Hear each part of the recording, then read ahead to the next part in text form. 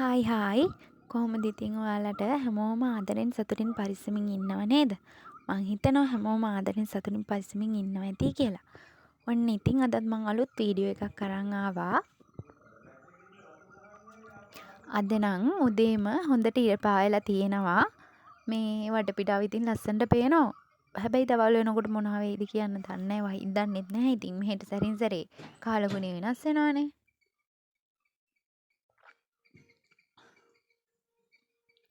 හරි ඉතින් ඔන්න වෙනදා වගේම සුපුරුදු පරිදි කාට හේකුත් වක් කරගත්තා බොන්න. අද නම් චොකලට් බිස්කට් තිබුණා. ඉතින් ඒව කාලා තමයි මං කාට බිව්වේ. අවුව තියෙන හින්දා රෙදි ටිකත් වේලෙන් දාගන්න ඕනේ. මේ ඊට කලින් ඉතින් පොඩ්ඩක් ඇවිදලා එන්න ගියා එළියේ. මේ අද නම් ටිකක් ඉර පායලා තියෙනවා ඉතින්. මේ බලන්නකෝ මේ මල. මේක ඇන්තූරියම් මලක්. ඒක හොරි ලොකුයි මේ මල් జాතිය. අපේ ගෙදර තව පාට පාට මල් තියෙනවා. ඒ වුණාට දැන් ඒවේ මල් පිපිලා නැහැ. චූටි පැල ගොඩාක් ඒවා මැරිලා තියෙන්නේ. රතු පාට ඒවා නම් තාම හොඳට තියෙනවා ඉතින්.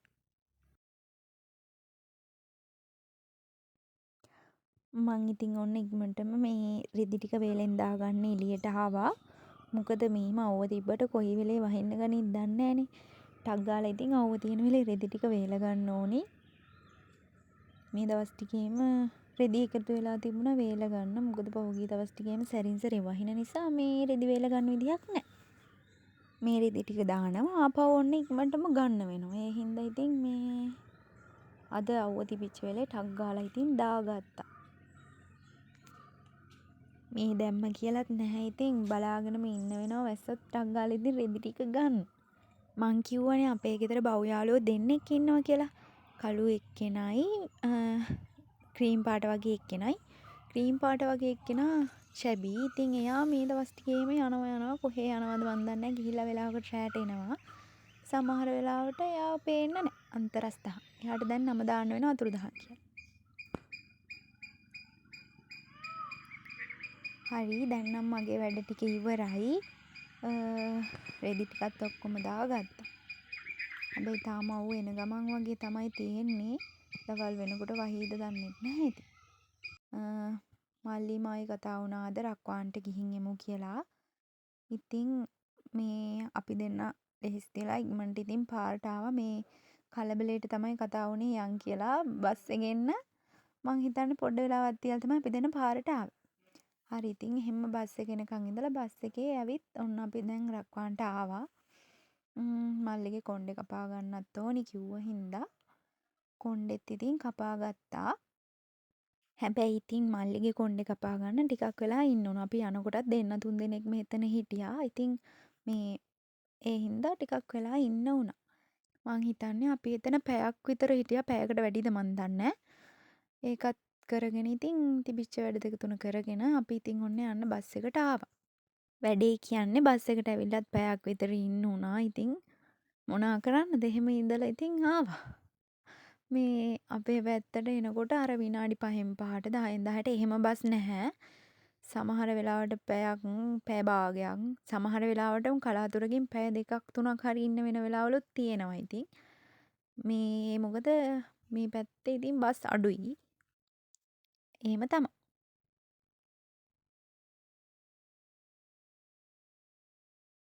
මං නම් ඉතින් බස් එකට නැග්ග ගමන් බලලා ගිහින් ජනෙලයක් අයිනෙම වාඩි වුණා.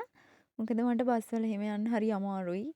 එක්ක ඔළුව කැක්කුම හැදෙනවා නැත්නම් කලාන්තේ හැදෙනවා. ඒ හින්දා ඉතින් කොහොම හරි කරලා මේ වාඩි වෙලා යන්න තියෙනවා නම් ඒ ගතිය ටිකක් හරි අඩුයි. හිටගෙන ගියොත් ටිකක් වැඩි. කලාත් මේ කියන්නේ සමහර දවසකට තමයි කලාතුරකින් වගේ තමයි ඉතින්. මේ ඒ හින්දා ඉතින් අයිනක්ම බලලා වාඩි වුණා. මල්ලිත් මගේ ළඟින් වාඩි වුණා. හැබැයි වැඩේ කියන්නේ මට බස් වල විතරක් නෙමෙයි මේ මොන වාහනයක ගියත් ඔළුව කැක්කුම නම් ඉතින් හැදෙනවම තමයි. ගෙදර ආවන් අයියෝ එපා වෙන තරමට ඔළුව කැක්කුම නම් හැදෙනවා ඉතින්. හරි ඔන්න දැන් ඉතින් අපි ආවා මගක් දුරකට. දැන් මේ ඉන්නේ 4 වංගුවේ. 4 වංගුව නම් තාම වැඩ ඉවර නැහැ. ඒක තාම වැඩ කරන ගමන් කට්ටිය මේ අර ලොකු ගල් එහෙම තියෙන හින්දා ඉතින් ඒක තාම හදනවා. මං කියලා තියෙනවනේ ඉතින් මේ වංගු 10 පාර කියලා. එතකොට මේ සමහර තැන් ඉතින් තාම හදන ගමන් තමයි තියෙන්නේ.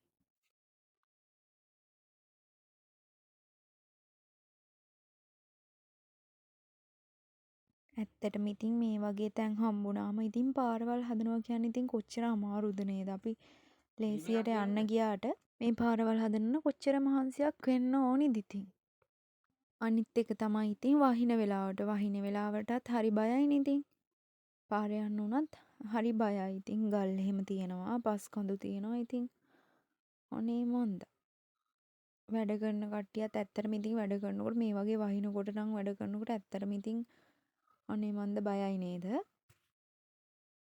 මොකද ඉතින් මේ පාරවල් අලුතෙන් හදපු හින්දා අර දෙදරලා වගේනේ තියෙන්නේ.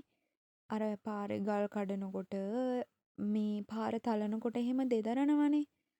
මේ වැඩේ ගැන අපේ පල්ලෙහා පාරේ ටිකක් දුර වුණා මේ චුට්ටක් දුර තමයි තියෙන්නේ. ඒ වුණාට ඒ පාරේ තලනකොට පස්සේ එහෙම තලපු කාලේ මේ අපේ ගෙදර ජනෙලුත් දෙදරනවා. එච්චර ඉතින් ඒ දැනෙනවා කියන්නේ ඒ තරම් බලපානවා කියන එකනේ නේද? හරි ඉතින් ඔන්න අපි දැන් නම් බස් එකෙන් බැහැලා ගෙදරට ඇවිදගෙන යන තමන් තමයි ඉන්නේ. මම කිව්වනේ ඉතින් උදේ මෙහෙම පායලා තිබුණාට දවල් වෙනකොට මොනවා වෙයිද දන්නේ නැහැ කියලා. අපි එනකොටත් උනේ 2:15 වගේ මං හිතන්නේ ඒ වෙලාවෙත් හොඳටම වහිනවා. අපි එහෙන් එනකොටත් ටිකක් වැස්ස තිබ්බා. මෙහෙටත් හොඳටම බහැලා. ඉතින් ආත්තම්ම රෙදි ටික අරන් තිබුණේ හින්දා හොඳයි. නැත්තම් බාගෙට හරි වේලිලා තියෙන ටික තව ටිකක් තෙමන. අපි ගෙදර ආවට පස්සේ මං නම් ආපු ගමන්ම වගේ ඇඟ හොදගත්තා. මේ හැබැයි වැඩේ කියන්නේ ටිකක් වෙලා යනකොට වතුර නතර වුණා. අපේ මල්ලිට නාන්නවත් ඇඟ හොදන්නවත් උනේ නැහැ. ඒ නිසා ඉතින් අපි අයියලා ගෙදරට ගිහිල්ලා මල්ලිත් ඉතින් ඇඟ හොදගෙන ආවා.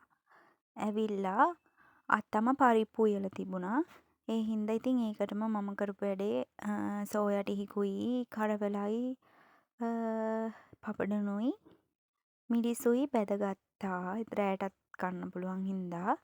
ඉතින් මම බත් එහෙකුත් බෙදාගෙන ආවා. දැන් කන්න තමයි ඉතින් තියෙන්නේ. මේ ඔක්කොටම කලින් ඉතින් දෙන්න බෑ මගේ පූස් පංචර බත් ටිකක්. එයාටත් ඉතින් බත් ටිකක් දීලා මමත් බෙදාගෙන ආපු බත් ටික කෑවා. පොඩ්ඩක් බඩගින්නෙන් වගේනේ හිටියේ. උදේ කාලා ගියෙත් නැහැ. අපි දෙන්න මේ එහෙන් තේ එකක් නම් බිව්වා. ඒ වුණාට ඉතින් බඩගිනීනේ. එහෙනම් ඉතින් ආපු ගමන් බත් ටිකකුත් කෑවා.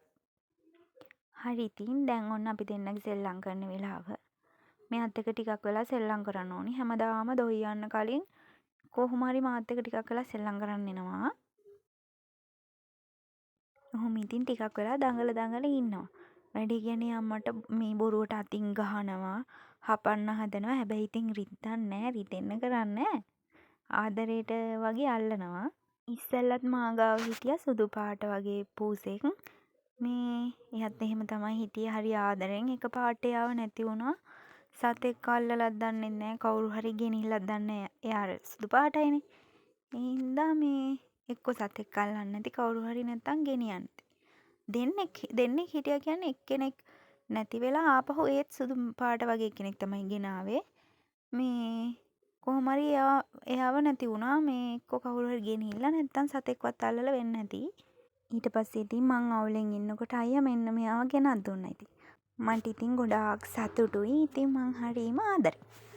හරි ඉතින් ඔන්න දැන් රෑ වෙලා අප්පච්චි මේ බිත්තර ගෙනත් තිබුණා. මැගි එකකුත් තිබ්බ හින්දා මම මේ මැගි එක හදාගත්තා. දැන් ඉතින් ඒකත් සුප් එක වගේ හදාගත්ත හින්දා ඒකත් කෑවා, බිව්වා, දෙකම කරා. හරි ඉතින් එහෙනම් මං අදට ගිහින් එන්නම්. ආදරෙන් සතුටින් පරිස්සමින් ඉන්න ඕනි. බායි.